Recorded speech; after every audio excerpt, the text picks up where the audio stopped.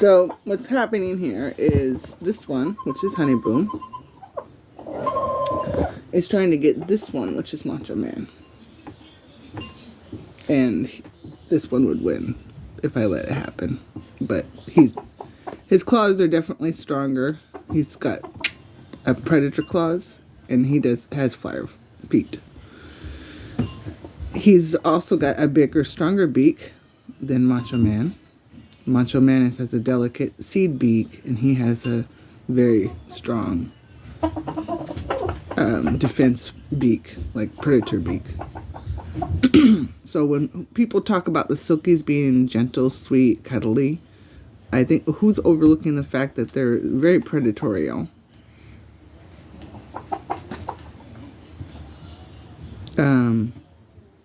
They definitely have very predatory paws. Honey does not like Little Bit, and I think it's because Little Bit does not like Little Bit telling him what to do, and they're used to that, and they don't like it. Moo could care less, to be honest with you. Honey Boo is the one that has a problem with it. I think Honey Boo thinks that he should be in charge of the room and not Macho. So he's against the two authority figures, which is Little Bit and Macho Man. Little Bit's in charge of the room when me and Faith are gone, and I reinforce that. Macho Man is my eyes and ears, so he'll tell me if something's going on, and he'll try to mediate a lot. He's very good at mediation. So he tries to calm it down by going down there. If somebody gets upset or somebody's scared. Right now they're growling at Sassy. And the reason why they're growling at Sassy is because they understand that Sassy actually can physically harm them. So Honey Boo knows that. So he doesn't ever want to, he's never challenged Sassy. But what he does is he gets Moony Moon to do it. And now Moony Moon there's no way. Moony Moon has no defenses at all. He's the smallest one of everybody. He can't fight. And he can't fly. So he definitely is the sacrificed lamb at this point. And so what he does is he finds me or Faith. And if Honey Boo acts up and starts being mean to him or bullying him to do something he doesn't want to do, which is what he's doing right now, he's wanting Smoo to go over there and challenge Sass. And he doesn't want to, so he's hiding with Mom or Faith. Depends on who's here. He does it with Faith most often because Mom moves around a lot. And Faith is more manly. You know, she's a big dog with muscles and teeth than sitting with Mom. So he does prefer to sit with Faith if there's a conflict like this going on. So Honey Boo's going out there and being brave right now and eating. Because everybody's like, okay, go ahead and eat. Little Bit's going to tell him to move. If he gets too close to her, because what he's not doing is he's not really eating. What he is doing is pretending to eat to get close enough to her so that he can attack her, which she knows. So when he gets too close to her boundaries, she tells him to back off. And I reinforce that behavior and that they know. And see, once again, he's telling, go over there, Moo. Go start a fight so Mom gets distracted so I can attack a little bit. He does it all the time. So what now happens is Moo gets to a point where he'll do it. If he doesn't feel supported, he'll go over there but he'll stop. And he's not really doing anything, but he's just displaying. And then Sass will display, and then I'll just scoop him up. So he knows Mom's going to come to the rescue. I normally do not leave them alone. I do if I know I'm going to go and be gone for like a split second and not be gone, and I'll listen. Macho will tell me if there's something going on. He'll give me the warning call. And then usually what Sass does is goes up. A little bit, and Sass will go up high. So they'll go up on the chair, or go up in the hen house, or go up on the bed, because they all can get in those places, and the two Silkies cannot. So instead of getting in trouble, because that's what would happen if Mom came back and they were actually fighting, the two people that are fighting, or the two chickens, I should say, are the two birds. They will both be put in a timeout for like 10 minutes in a kennel. And Sass does not. He has a fear of small spaces, or any small confined spaces. So any cage. He does not like cages at all, which made him really easy to socialize, I think, because when they were young, they were in a large kennel that I had built them. You can see some videos on my Facebook. I think there's some on. That's Honeyboo telling him to be a bully, to go and challenge Sass, and I'm saying no. I moved it with my foot. So let's see what he does.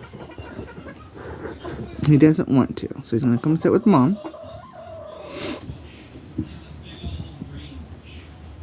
Honeyboo wants him to go over and challenge Sassy Boo, because Sassy's the only thing that's stopping him from attacking Little Bit. If he attacks Little Bit, Sassy Boo and Macho will come to her defense, and he doesn't want that. So what he wants to do is he wants to send Moo over there, challenge Sassy Boo. Macho will try to defend them two, get in between them, so then that leaves him alone with Little Bit. And so that's when he starts to do his thing. They're moving closer because I'm describing all that, and then they realize how stupid it was for them to move over there, defensive-wise, because they're both afraid of the Silkies, generally speaking. Sassy is deathly afraid of being in a physical altercation with anything. So he avoids confrontation. He avoids being touched. So usually what he does is the scare tactic. He'll jump up in the air, flap his wings, make a lot of noise, and scare whatever it is away. He's not scared of Macho, and they have a very much respectful relationship. And Macho is Sassy's older brother, so he looks up to him as his protector, even though he's a banty and he's smaller. It's got to do with their soul and their personality. So when I envision Sassy, I'm similar to Sassy in a lot of ways, just because we're both in the same boat. We're both big, large people. I've been a very tall person since I was like 6 years old. I looked like I was older than everybody, even though I was only 6. My niece had the same problem. She was the same way. Grew very, very tall. And people mistook a 6-year-old for an 8 or 9 or 10-year-old, which is very scary. But anywho, let's not go to that. So the saying being is that I'm not, personality-wise, in my soul and my internal person is a very small, timid, gentle person. But when people look at me, they may perceive that quietness as indifference or whatever. But Sassy is very, very, very, very, very special. He's very gentle. He's very sweet. Instinctually, he understands everything I say to him. So every time I ask him to do something, he will do it. Like if I ask him to get up on the chair, he'll go up on the chair. He's instinctually knows that I'm working with the Silkies because they're hitting puberty right now. And so he's helping me by not taking it personal when they're attacking him. So I think they understand the dynamics. Obviously, they're birds. I think they know and trust me at this point that I have their best interest at heart. And they are very receptive to my instructions. So it really does help to have the older ones when these two hit puberty. I'm so glad I did not get them all together, because this is what they'd been doing since I got them. Moon tells Honeyboo Honeyboo tells Moon what to do, and Moon doesn't want to do it. Honeyboo leaves him, and Moon is half blind. Like, he can't see very well at all. He has excellent eyesight. He does not. He can't. I don't know. Personally, I think it's closer up that he has issues with rather than the farther away. Because he can alert me to set up the birds out flying, but he can't see things close up like food. So I have to make sure he's fed every night. I hand feed him because he will not eat. He just has so much difficulty. It doesn't matter if on the ground or anywhere outside. He's the same way. He just has a really hard time finding food or being able to see it. So I just make sure he's fed really at least before he goes to bed. Honey Boo, as you can see, I don't weigh them, which I really should get one of those little smaller weight things to weigh them. But he definitely is like triple the weight of this one. But they have different hair too, so he's much thicker than Honeyboo's hair is feathers are much thicker and plushier and softer than Mooney Moon's. Mooney's is more white, more fine, and he's molting right now, so he's just getting his second layer of feathers in right now, so he's just filling out right now. This morning we kind of worked some of his feathers out. Ouch! Damn it, that hurts. Excuse me. Sorry. That's enough, Boo. He, like I said, is going through puberty, so this is the behaviors. The normal behaviors of go away, leave me alone, is to bite. So we're trying to teach him not to get. He should be able to still say no to me, just not hurt me while he's saying no to me. So what I do is, so he just bit me because I was going to reach down and grab him or touch his feathers, which he does not like. He does not like his back touched at all. But I do hesitate to do the front, which he prefers because he bites more often that way. But he doesn't want me to do it. So I know that he doesn't want me to, but what I want him to do is I want him to tell me no without biting me in a hurtful way. So just basically lightly. So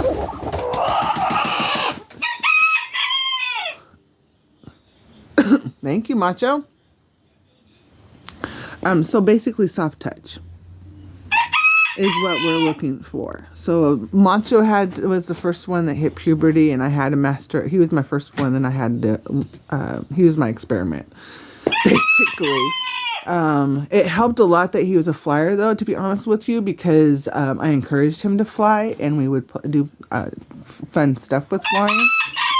Getting his swing, flying to this fence, different things that we did. We did.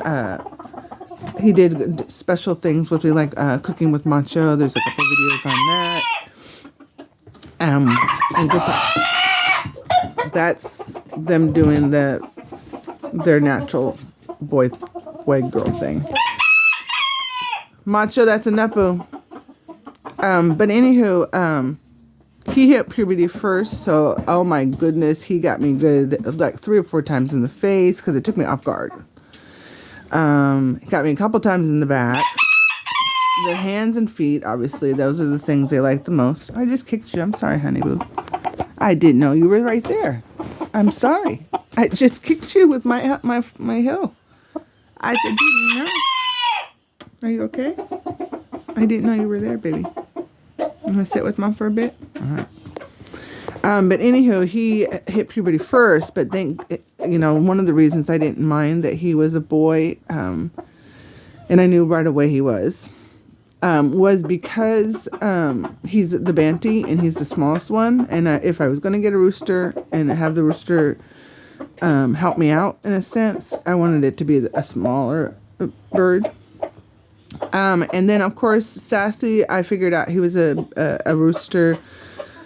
I was dreading it, but he was exactly the same color and the same coloring. So it was very easy because the white ends of males are different than the females. So it was really easy to figure out that he was male when he started getting his feathers in. So, but when he hit puberty, he had already, in a sense, mated in a sense, or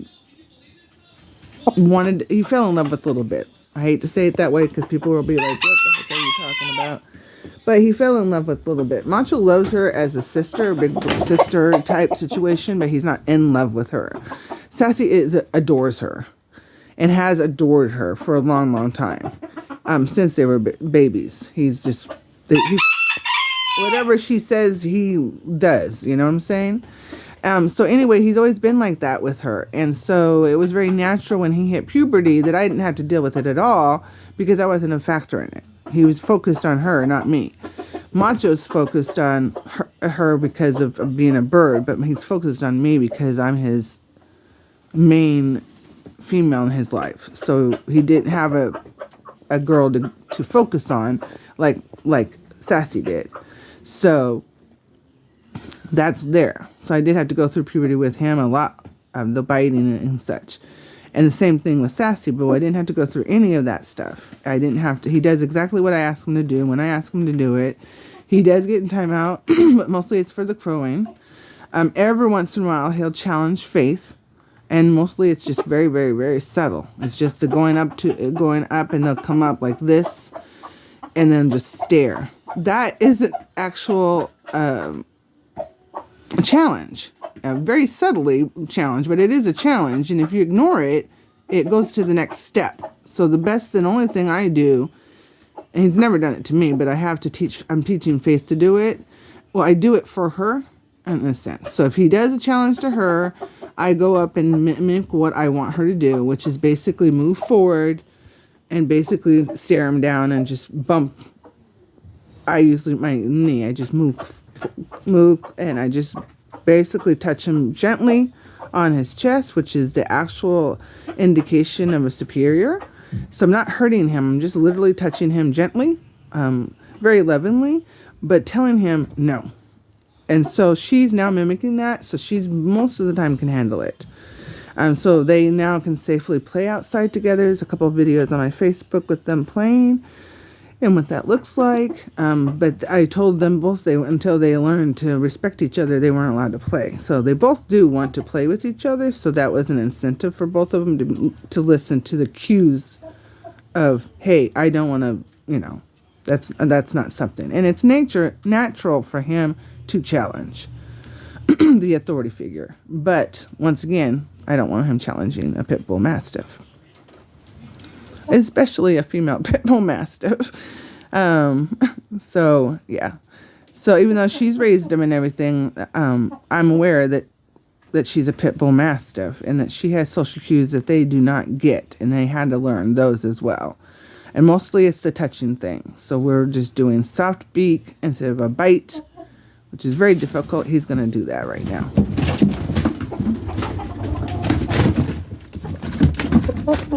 Moo. Let me fix this real quick. So I just have Moo. I just picked him up gently like this on his breastbone. He is not going to bite me. He's not attacking Sass to hurt him. He's attacking Sass because socially, he's on the bottom of the room. And so, puberty-wise, they challenge. It's just like many human cultures. The youth challenge the elder, or the big man on the block, So Honeyboo's gonna challenge Macho, because as far as authority, Honeyboo knows that Macho's authority is higher than Sassy's. Divide and conquer. And those two peas in a pod over there, those boys. Sassy Boo and Macho Man, 2 peas in a pod. But Honeyboo and Moomor should be working together as a team like that, which I wish that, they get to that point. That would be really nice. But they don't. They argue all the time. He's always telling him what to do, and Mooney doesn't want to do it, basically. But he does protect him automatically. Watch what he's doing. He's drinking the water down. He had to get off my lap. He was satisfied to be in my lap. But as soon as his back is turned, getting in the water, he had to get down and guard. Because that's what they do. They guard it. But this one, Honeyboo doesn't guard him to eat and drink. He's wasting away. I'm like, Honey Boo, you can't just have it one way, you know? You have to have it both sides. You can't just have Honey Boo, Moo watch over your back and you're not watching over his. But anywho, it's been about 20 minutes me dithering on about my birds. So probably should end it. I got to start cleaning up. So they've got a couple accidents. It's hard, obviously, because their digestive system is very, very short. So unlike ours, where it's a 24, 48 hour type situation, theirs is like they eat, and the next time they eat, they poop. So it's very difficult, and I had a couple of different ways of working with it, but it's just, be honest with you, it's just be easier just to pick up, and it's usually just the angels, the 2 white ones, which I call my angels, for obvious reasons. They're beautiful angels. I said, my boy over there. He knows I'm talking to him. Watch this. And I can't zoom in and out in this mode. Okay, that's cool. I didn't know that. Okay, watch this. Mooney in the house. Mooney in the house.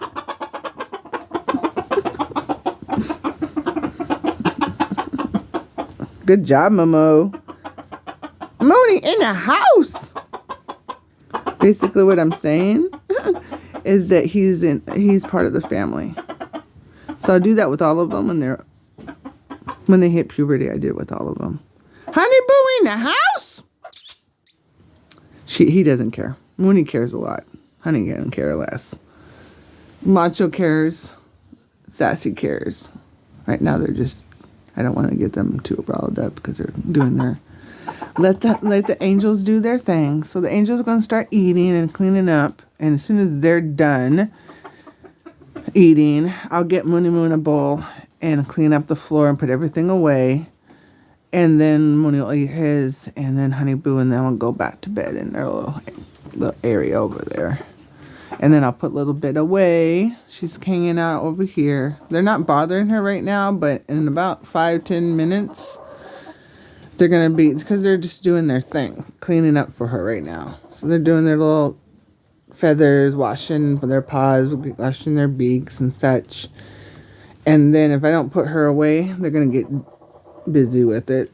And I don't want to deal with that right now. And she doesn't either. So I'll put her in her nest that she has over there, sitting on her eggs. Shut the door. And then they get the night until about 5 o'clock. They'll get Mom and Faith cuddle time, and then they go to bed, and then they get the other 2 boys come out and get Mom cuddle time. And if they behave, they can stay with Mom at night. If they start having accidents like they just did, then they have to go in their kennels. So it depends on what they do.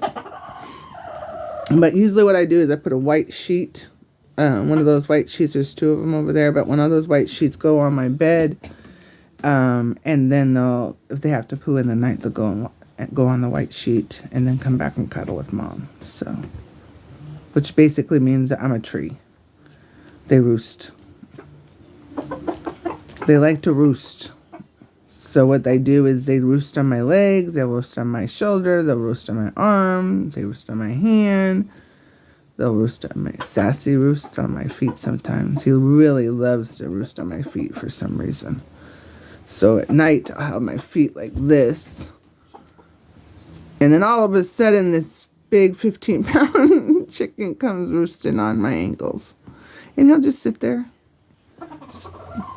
And as long as I stay still, he'll stay there. And he's quite warm, so he's a good foot warmer.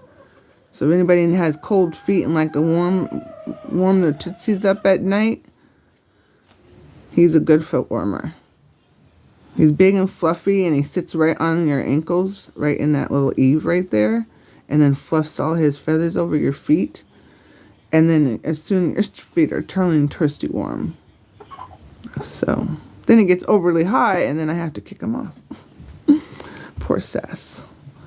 But yeah, they've all slept with me at one time or another. A little bit likes to sleep right up by my neck, my shoulder area. She likes to sleep next to my hair. She likes to brush my hair. I actually have a video of when they first after they hit puberty and they were finally into their adult stage. It was so cute because she's over here brushing my hair, and she's done it since she was a little. Always came over and brushed my hair. And so he's never done that. Macho has done it a couple times here and there just to see what the whole fascination a little bit had over my hair. But, you know, here nor there. He likes to tunnel in it. Macho likes to tunnel in it mostly, but she likes to brush it, literally brush it. So anyway, I was videotaping her brushing my hair, and then along comes Sassy and decides to start brushing my hair as well. So they're both brushing my hair together, which is so cute. And then I had it on video because I was already videotaping her because I knew she was going to do it. She brushes my hair quite often when we do cuddle time. I haven't had cuddle time with her because she is nesting and such, so she stays out. I let her out about every 2 hours. I let her out for about 20 minutes. If she asks more, of course, I let her out. But generally, she doesn't. She waits for me to open the door. The only time she ever demands out is if we go outside. And she kind of doesn't want to miss out on that. She did miss out on that yesterday, I think it was, or today. I think, yes, today. They went out. The boys went out today, but Moony Moon and Little Bit did not go out. I mean, Honey Boo and Little Bit didn't go out. Honey Boo was in time out for being mean. So he was not allowed to go outside today. And Little Bit was on her nest. And she had just went in there, so I couldn't take her back off. So she didn't go out, and she was not happy about that. So she told me all about it when she came out. All about how she was not happy with that. So right now, Moon is growling at Sassy. And Sassy's saying, I'm hungry, I'm going to get something to eat. Or he's indicating that he's going to do something. Probably try to get to Little Bit. They're all afraid of that deer still, so I have it sitting there, and that's why Little Bit is like in a really good position, because the only way that Sassy can get to her, this way he can't, because he'd have to go past the deer to get her. And then he could stand right there and jump onto the chair, which is what he normally would do if there was nobody there. So he won't do that because he doesn't want to hurt her. And she's making it very clear. If she wanted him up there, what she would do is move to the side one way or the other, and then he would come over and he would tap on the chair, and she would either move over or move over beforehand and invite him up. But her sitting in the middle like that is indicating to him, as well as Macho, is stay back. I don't want to mess with you guys. So they know that. He can't push her because, once again, the deer's there and he's afraid of that. He thinks the deer's alive because it moves and it turns on and it lights up and such. It doesn't really move in a sense, but they don't understand that when I move it, that I'm moving it. They think it's moving because, once again, they are birds, you know. They understand that it moved. That's all they understand. They didn't understand I moved it. So when I tap on it or something like that, it freaks them out because they think it's sleeping right now. And see, they don't really like it when it does things like that. Because even though Mom's foot's there, and it would seem logical that Mom might have moved it, they don't see it that way. They just see it that Mom's foot's there, touching this deer that's sleeping, and now Mom woke it up. So that's how they perceive it. So I discovered that with Snoop Doggy Dogg, who's over here hiding. He's on timeout right now. Snoop Doggy Dogg is watching the food because we had people trying to break into our food and decide that they were going to feed themselves whenever they wanted to. So Snoop Doggy Dogg is in charge of watching the food right now. But I discovered that they were afraid of it and that they wouldn't fight if the Snoop was near something like the water fountain, for example. They would fight over it subtly. So passive aggressively, Sassy would stand there and just stand there and just stand there. He's not drinking anything, but he's not allowing them to drink because they'd have to come near him, and they're afraid of that he's going to hurt them. So it's a passive-aggressive way of not allowing them to drink.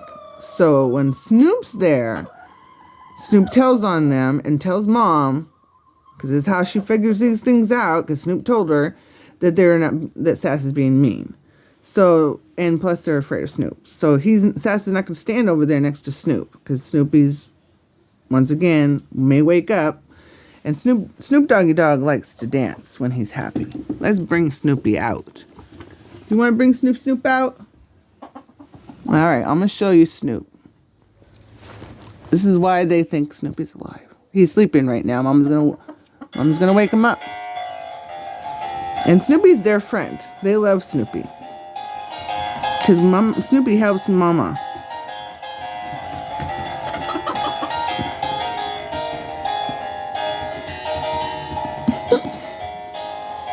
And it helps that they think they're alive. So these are my helpers.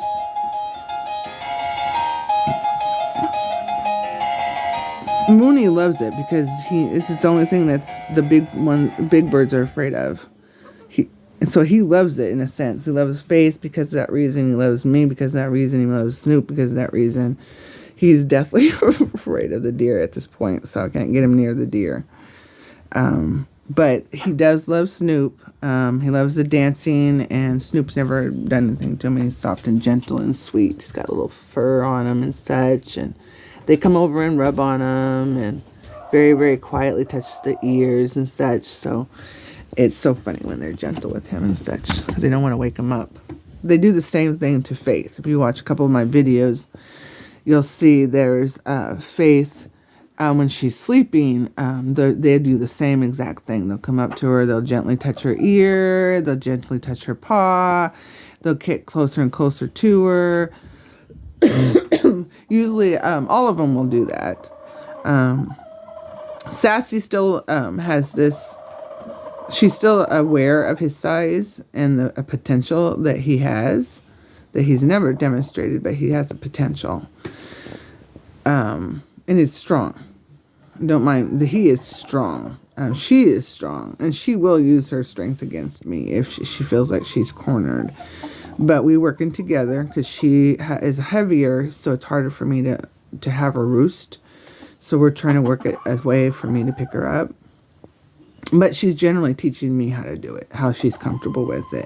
And Macho did the same thing. I didn't know how to hold him. I've watched different videos on how to handle birds and stuff. Different ones have different abilities. You know, their paws are different. Their claws are different in the sense of being able to hold and grasp.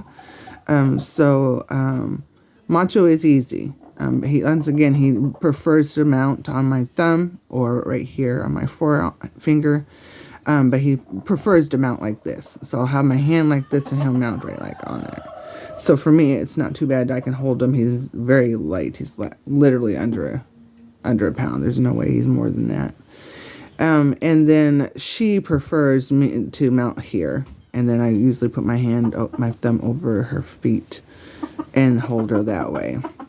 Not hold her, but just assure her that I have her. So if she did fly off, it would be just me pulling my thumb off. And she would be able to go.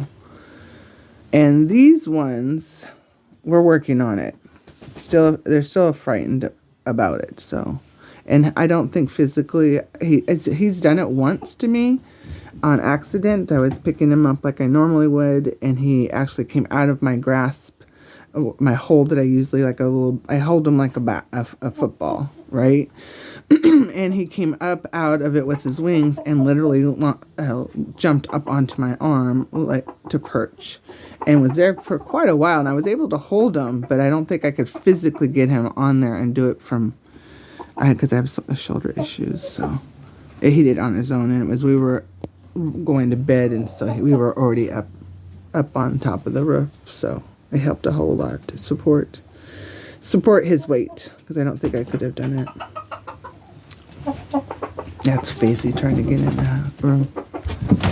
I knew he was sneaking up on me. Come on, bring him over here. Go, stop. Don't hit him.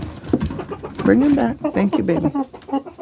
That was Ashley Mooney that was bringing himself back, because he doesn't want to have this confrontation. So he makes it very easy for me to catch him. He literally just backs right into my hand. Because he doesn't